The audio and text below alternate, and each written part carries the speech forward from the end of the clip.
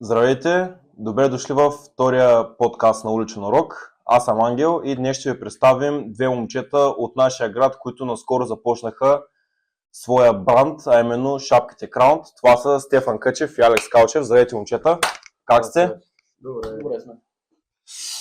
А, как, как решите да съберете точно двамата да започнете бранд? Понеже много сега е популярно да почнат самостоятелни брандове. Как решите точно двамата? Първо да кажа, че сме благодарни, че ни поканихте и че имаме възможността да разкажем малко повече за себе си. А, Много е важно всеки един от нас да разбере, че сам човек няма как да просперира. Трябва да си помагаме, да сме задружни, да се подкрепяме. И лично аз, когато първоначално се зароди идеята, беше с един мой много близък приятел от Варна, но поради разни негови ангажименти, мога да кажа, той играеше футбол, малко трудно да ги съчетава, нямаше време и така прекъсна участието си. Известно време продължи да се занимава самичък, но в един момент те усещаш, че сам няма как да се получи. Трябва ти човек, на който да споделяш, с който да си помагаш, с който да споделяте успехите и неуспехите, както го правим ние. И просто замразих проекта. И лятото от дума на дума с Алекс стигнахме до извода, че е време да организираме нещо самички. И му казах, че имам готова идея и когато му я разказах, той беше много впечатлен, беше много въодушевен и мога да кажа, че направихме една страхотна организация, която се базира на много труд и на още повече доверие и подкрепа един към друг. Това е супер, защото по принцип сега е много модерно, така наречените мотиватори казват, че трябва да почнеш сам бизнес, сам да се оправиш, но аз изключително много съм щастлив, че ви познаваме двамата, че и двамата правите нещо, което е качествено и нали, е добре изработено и всичко е топ, така да го. А, какво се крие зад смисъла на името Crown? Значи нашата марка е наша лична интерпретация за успех в най-истинската му форма, нали, без да се краде, без да се лъже. Всичко е, нали, гледаме да е високо качество, нали, цената също си отговаря, нали, не продаваме бокуци от Да. Китай, нали, всичко е най-висока изработка, високо качество изработка. И това искаме да покажем, че ако се прави нещо, трябва да се прави, нали, както трябва. Да. Да. А то плата е италиански, Плата е италиански, бродерията, всичко, нали, шие се има производство в София, дето, които шият за много сериозни, нали, фирми и марки в България.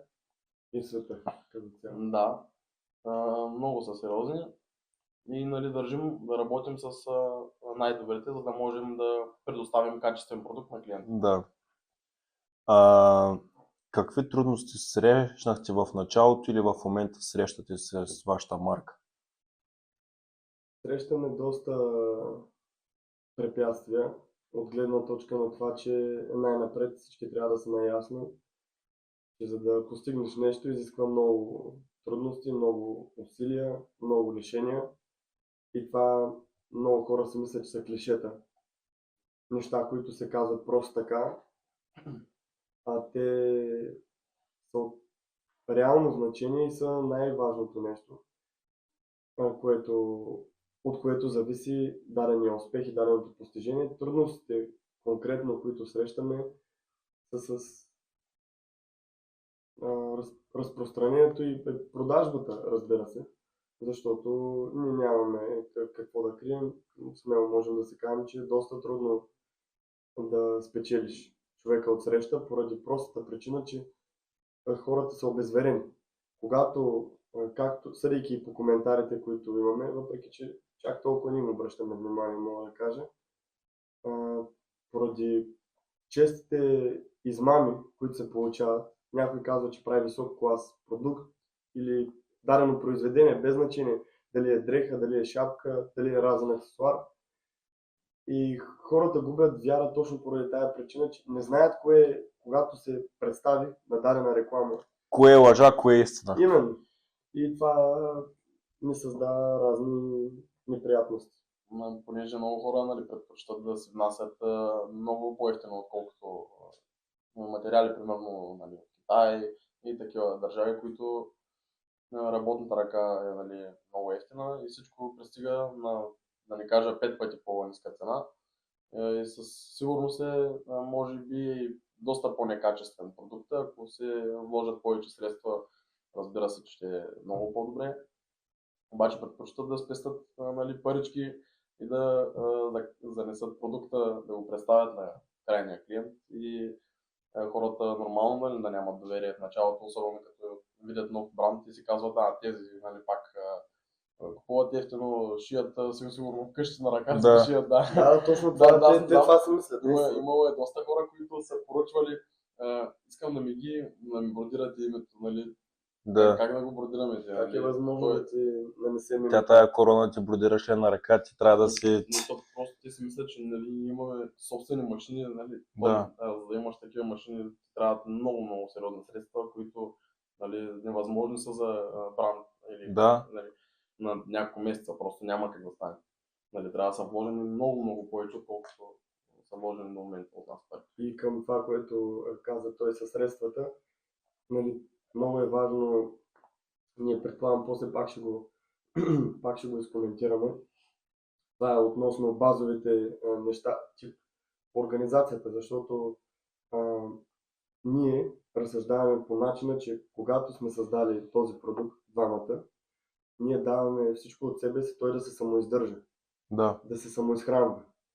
Много хора не разбират, не много, изключително много хора не разбират какво точно означава да правиш бизнес. И не говоря за възрастните хора. Да. Вижда се, че са наясно, но децата, нашите връстници, изобщо нямат представа относно на бизнес и да разграничават думичките оборот, печалба, разход. Да. Това няма абсолютно никаква грамотност и всеки си мисли, че когато притежава дали ще е в чекмеджето си, в банковата сметка или в джобчето хикс сума пари, хората си мислят, и пак, нали, подчертавам, не хората, нашите връстници си мислят, че това са средства, с които могат да отидат да си закупят нещо по свое желание, а това изобщо не е така и Да. не процедира така системата.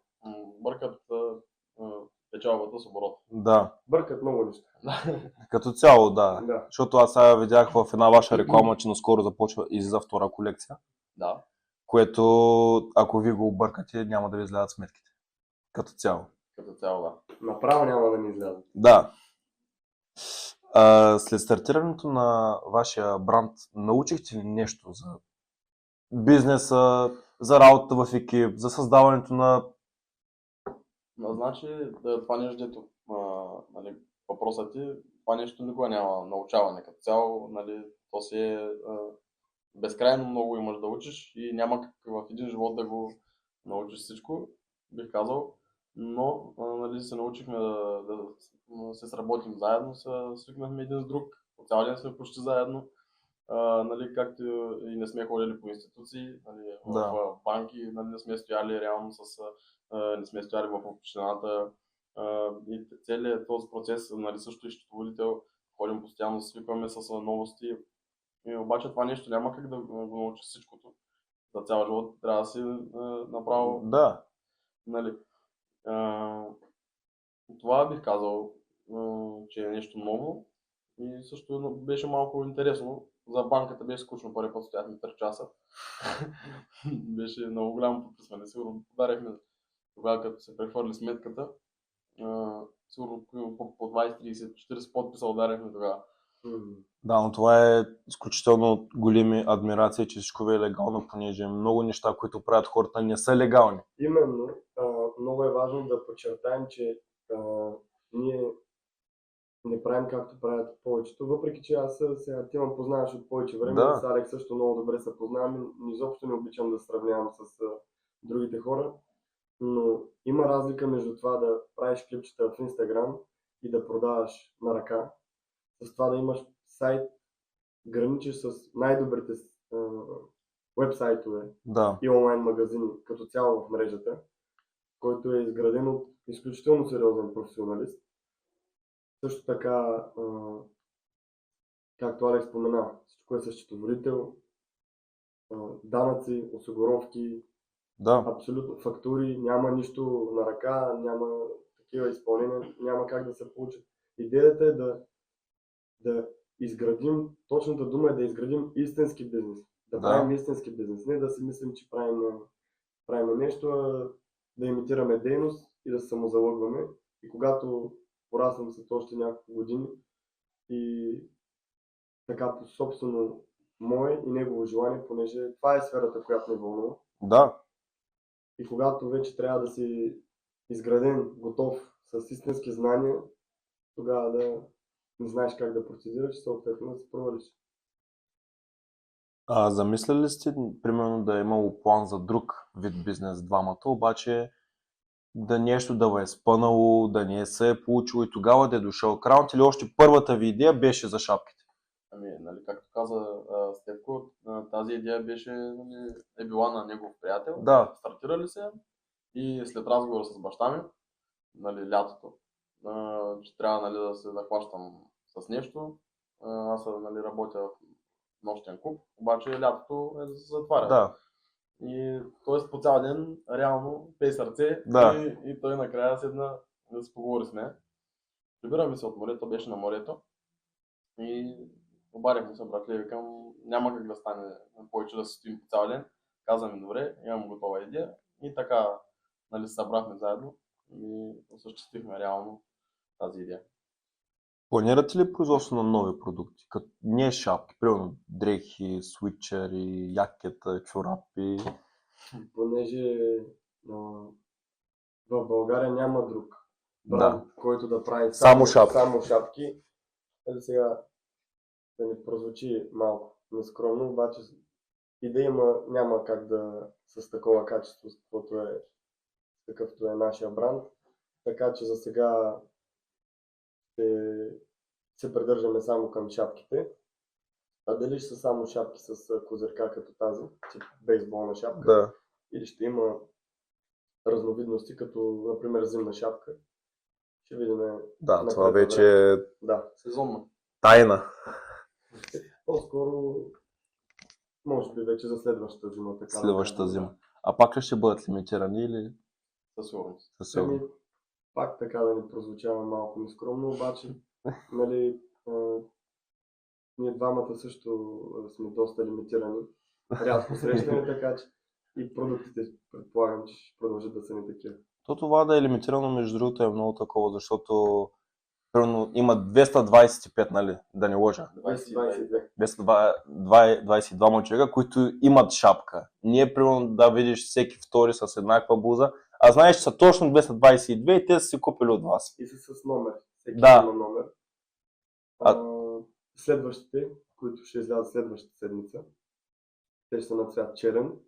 Също ще са лимитирана бройка и няма да имат сходен дизайн с моменташната шапка. Значи ще е нещо Има различно. прилика, да, но цветът ще е различен, визията ще е различна. Виждали ли сте хора, докато се разкарвате примерно на центъра с вашите шапки? Или да се разкарвате някъде, като пуснат стори за реклама? Какво е чувството, като видите, че някой носи вашия продукт? Ние май много не се разкарваме по центъра, даже да не кажа изобщо. Напоследък, нали, като сме навършили 18 години, много не се разкарваме. Просто откакто навършим 18 години, така се намерихме доста ангажименти, се създадохме и не остава много време за такива свободни разходки, което е и целта Да. на цялата работа. Това е ежедневието, което ни харесва, което искаме да практикуваме напред с времето.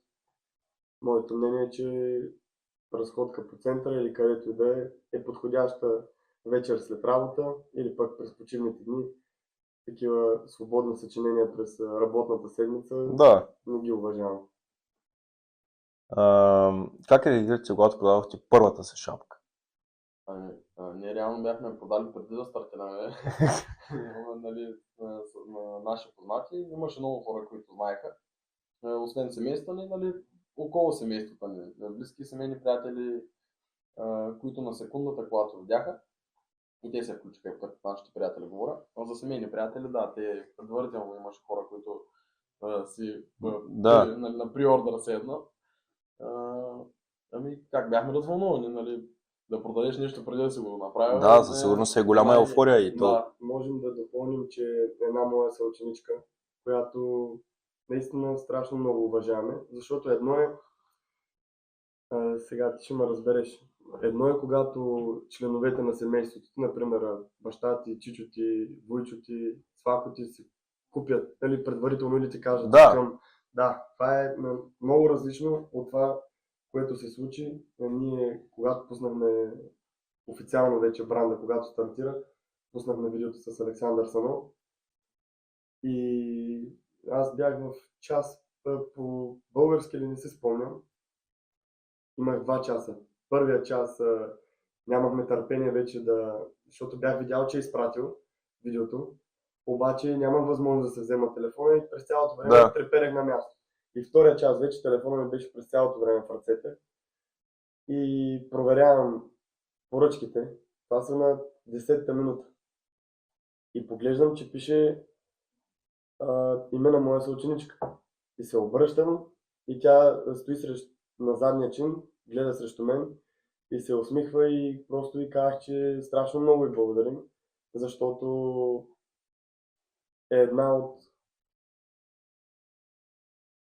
Аз съм максимално честен, тя е една от 5 или 6 хора покрай нас, които се водят близки,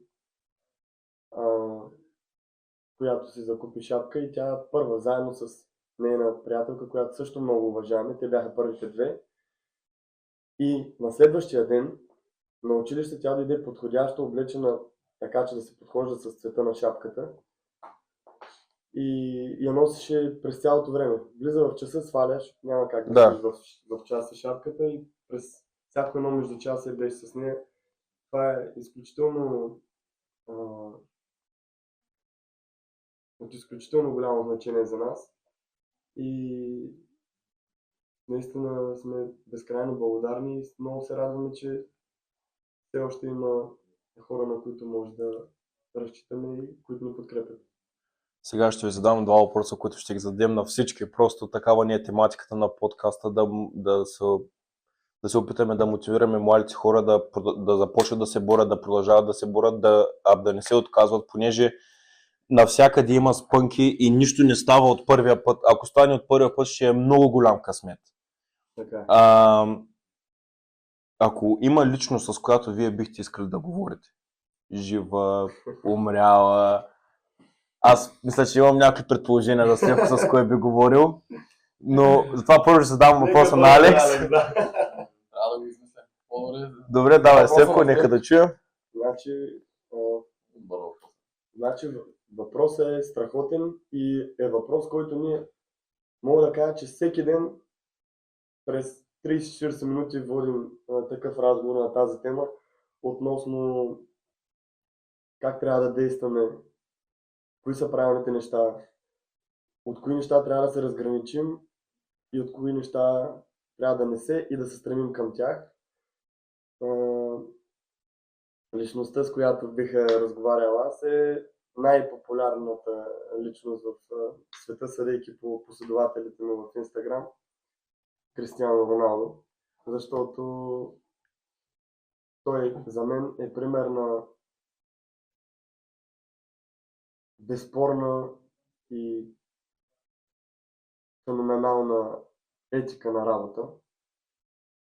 Една отдаденост, която е просто зашеметяваща. Тя е просто безкрайна. Човек с такива успехи през годините да продължава да прави това, което прави, да продължава да спазва същото ниво и дисциплина, е просто неописуемо. Това ми е една от любимите думи. Неописуемо. За мен това е нещо. Думата неописуемо означава нещо, което е просто на най-високо ниво. И към това, нали, не знам доколко хората са запознати точно с неговия начин на работа. Защото мога да съм малко по-многословен. Да, няма проблеми то. Много хора си мисля, че е лесно, но съм на 1000% сигурен и се залагам, че ако някой влезе в неговите обувки за един ден с толкова много постижения, с толкова много, ако щеш, това, което вълнува всички подрастващи, автомобили, жилища, визия, дрехи, обувки и така нататък, просто е невъзможно да не се самозабравиш. Човек с такива възможности и той продължава на 40 годишна възраст да прави последователни движения, които продължават неговия успех и той държи едно много високо ниво. Не както е бил преди 10-15 години, но все пак е много високо ниво. И като допълнение към неговия пример, искам да кажа не както защото ние със сигурност, предполагам, че някои хора се помислят, че сме се взели на сериозно. Първо, че не сме се взели на сериозно, второ, че не сме голяма работа. Трето, че не сме постигнали абсолютно нищо все още казвам. На първо място е дисциплината, труда, доверието, подкрепата. Честността е едно основно качество, което липсва на Gen Z, както харесват да се наричат младите хора. И смея да кажа, че всички са тръгнали по една много объркана посока. Да. Нямат морален компас, не вярват в Бог. Няма значение от вярата. От религията няма значение. Това е много важно, да разберат хората, че няма значение дали си християнин, мюсюлманин, будист или какъвто и да е друг. Важното е да вярваш, да спазваш ценности, които са от значението на всеки един успех, на всяко едно постижение, на всеки един ден. И призив към всички, които ще гледат видеото е: нека да бъдем малко повече хора, нека да бъдем малко по-дружелюбни един към друг, нека да бъдем малко по-независливи, малко по-неограничени, малко по-добри. Малките неща правят разликата, нашето поколение и хората покрай нас. И не говорим с лични примери, не говоря просто така. Ще бъде много добре. Измисли ли? Оставих ли ти достатъчно време? Не ми остави думи. Просто каза всичко. Наистина много хубави неща каза Стефан. И всичко, което казва, е вярно. И трябва да се стремим към по-добро. Аз относно този въпрос никога не съм се замислял, не съм си го и задавал с кой човек бих разговарял, ако имах възможността, защото просто знам, че най-вероятно няма да се случи. Но ако мога да кажа, да избера някой и да кажа нещо малко по-различно от Стефко, защото той беше доста подробен, бих казал, малко странно звучи, но актьорът Силвестър Сталон, защото историята ми е много позната преди да стане известен актьор. Реално филмът, с който е започнал, е Роки. Те са много хубав филм. Те са поредица от филми и са страшно добри. За годините, особено които са направени, преди 2000, даже 1900... Мисля, че първи е 1970. Да, може би нещо такова да е. Историята му е, той е много беден и няма възможност дори да се задържи кучето, няма възможност да го изхранва и затова го продава. Реално, в смисъл мисля, че го залага или дава го на човек срещу пари някакви, после се го взима след като написва с историята на откупва. Не знам точно на кой го беше дал. Опитва се да оцелее, написва, не се предава, както много хора биха направили да остане на улицата. Написва сценария, много хора го отхвърлят и казват, че биха го купили, но не с Силвестър Сталон да играе главната роля, понеже той има недък някакъв с лицето. Не съм запознат. Да, мисля, че половината част от лицето му е малко като парализиран, и говора му има едно движение в устата. И говора му е малко изкривен. И затова му казва, че няма как той да играе главната роля, но след много опити намира човек и с доста по-малко средства разполагаеми, нали, прави филма и той става тотален хит. Да. Едни от най-великите филми, нали, мога да кажа. Роки. И да, това искам да кажа, просто нещо малко по-различно, че нали, не трябва да се предаваме, въпреки многото трудности всеки ден, с които се сблъскваме. Да, относно тези трудности, много хора като срещнат трудности и казват, не, аз спирам и се отказвам, започват друго нещо и просто и при всяка трудност и те спират и започват от начало, което за мен е много, защото при всеки неуспех в даден период ще има пак успех. Дори може да надхвърлиш всичко и просто чрез всяка загуба ти научаваш нещо ново. Така е, да, ти просто няма как да знаеш, нали, дали не си на ръба на успеха. Да. Тоест, секундата, в която спреш, си можел да спечелиш доста. Просто наистина не трябва да се отказва човек от нищо. Просто сега аз съм изключително, понеже с Дани го говорихше за гурутата. И просто сега като ги видя, че давай, запиши се в моя курс, какво си, и те искат ти да се развиваш в тяхната сфера, където на тях им е успяло. Примерно, не казвам, че на вас няма да ви потръгне в трейдинга, примерно, а вие сте започнали с брандовете. И просто за мен, каквото харесва ти нещо, примерно на вас ви харесва шапката, започваш да си правиш шапка и си го буташ. И относно за трудностите, ние първоначално, надявам се до края на годината да направим 800 гледания, но лайковете ни върват, последователите ни не върват, но това не ни пречи да се отказваме, да каним разнообразни хора, които са успели в дадени сфери. Дори сега сме замислили за 2026 да поканим няколко спортисти, няма да казваме кои, защото много хора, понеже ние сме ученици, много хора питат кой ще поканите, кой ще поканите, кой ще поканите.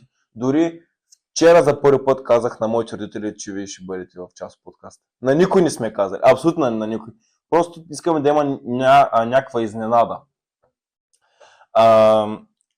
Какво бихте казали на младите хора, които искат да започнат собствен бранд? Аз бих им казал едно нещо, не само за бранд. Бих казал, искам да им кажа, че за всяко нещо си има аудитория, клиенти и подражатели. Просто трябва да си постоянен, както ти каза, за гледанията, за лайковете, за последователите. Просто всеки ден трябва да се натиска много яко, за да може един ден, то нищо не става, нали, за 2 дена. Да. Бих казал, че дори години, нали, дори хората още като започнат бизнес, след 10 години още градат и още градат. Винаги трябва да има на какво да се натрупва, а за бранда вече бих тази да кажа някаква работа.